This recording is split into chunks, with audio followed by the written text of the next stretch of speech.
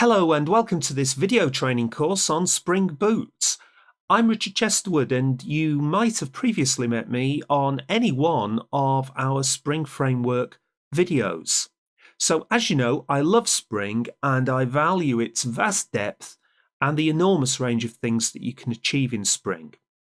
There's no doubt that one of the problems that has crept into Spring over the years is that it's got more and more complex. In particular, if you want to start a new Spring project, you're looking at a lot of work just to get started.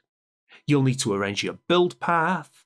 Even if you're using Maven, then you've got a lot of dependencies to sort out. You need to arrange your app server, and of course the dreaded Spring container configuration. There's a lot of talk in Spring about Java config being a great solution, but I've made this clear in the past. I think that Java config is just substituting a bad configuration file format, XML, with an equally bad domain-specific language, or DSL, which, if you think about it, that's what Java config is. Don't get me wrong, there's nothing wrong with configuration. Your requirements will be different to mine, which will be different to the next project's, and so on. So we need configuration so that we can tailor things. But I think the problem with Spring has been that you've been expected to do everything yourself from scratch every time, even though most projects, even though they're different, they're going to have a lot in common. If you're using JPA, for example, as we studied on the Spring Fundamentals course, we had a lot of work to do to configure an entity manager factory, an entity manager, a data source, a transaction manager, and so on, and so on, and so on. And the fact that we're often copying and pasting either XML or the Java config, well, that's a sign that something's a bit wrong. So, Spring Boot is a side project to Spring that aims to bring together the core Spring and all of those other side projects. And it gives us a way of jump-starting, or I guess bootstrapping, a Spring project in the easiest possible way.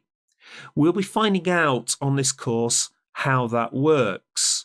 But a quick preview is that we use a clever Maven plugin and we define just a small number of dependencies. And the boot team have cleverly worked out all of the transitive dependencies that are required. So for example, in chapter 4 on JPA, and here's a screenshot of that chapter, we'll be adding just one dependency to our Maven POM, and that will automatically drag in dozens of jar dependencies. We'll get JPA, Hibernate, Spring Data, connection pools, and everything that we need to talk to a database. And all of the versions of those jar files will be guaranteed by the Spring Boot team to work together in harmony. And best of all, we'll get lots of beans pre-configured in our container that will meet, something like 80% of project requirements. So on this course, in just a little over 2 hours, we will have built a full stack Java web application running on Tomcat with controllers, views, a full JPA stack using Spring Data to connect to a pro standard H2 database. We'll have Spring Security configured, and we will have built a REST web service on top of it all. Our development will be fast and straightforward, and every time we save our code, automatically the application will be redeployed. And I'm aiming to show you that it's a real pleasure to work in Boot. I'll also be demonstrating that Boot is there to help you get everything together, but it's not a code generator. You still have full control over the Spring stack. And that means you'll still need to know and understand how Spring MVC, Spring JPA, and Spring Security works. So if you're watching this course, I do expect that you already have some knowledge of Spring. If this is your first exposure to Spring, then I recommend you back up, check out some of our Spring Framework Fundamentals course, and if you're building a web application, then you'll want the Spring MVC course. Otherwise, you just won't know what's going on. Spring Boot will be hiding too much. Also, Spring Boot is based around your build tool. So you're going to need either knowledge of Maven or Gradle. I'm going to be using Maven for the videos. Again, check out the Java Build Tools course if you're new to Maven. Now, this course is just an introduction, although thanks to Boot, we're going to get a lot of work done.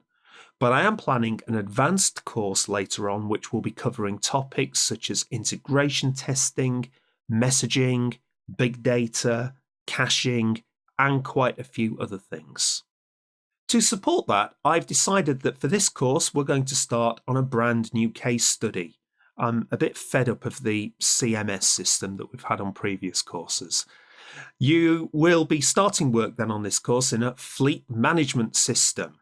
This is for some company that wants to be able to track a fleet of vehicles as they travel around the country. For this course, it's going to be simply a case of being able to create vehicle records. But in future courses, we'll be setting up the sending of positional reports via messages, and we'll also allow the vehicles to communicate with the central server using Android terminals. So it should be good fun there with GPS and so on. Now, this is not a web design course, so I hope you won't mind that the web pages we're building are going to be very simple. They'll look something like this. It's Spring Boot that's important, so once you've done the course, you can make the pages look pretty if you want to. So I hope you enjoy this course, and I hope you like Spring Boot. I certainly love it, and I'm sure you'll get a lot of value from this course. It's probably the quickest way to get started with Spring Boot. So rejoin me in Chapter 2, where we will be initializing our first project, and we'll get it working in our IDE. So I'll see you then.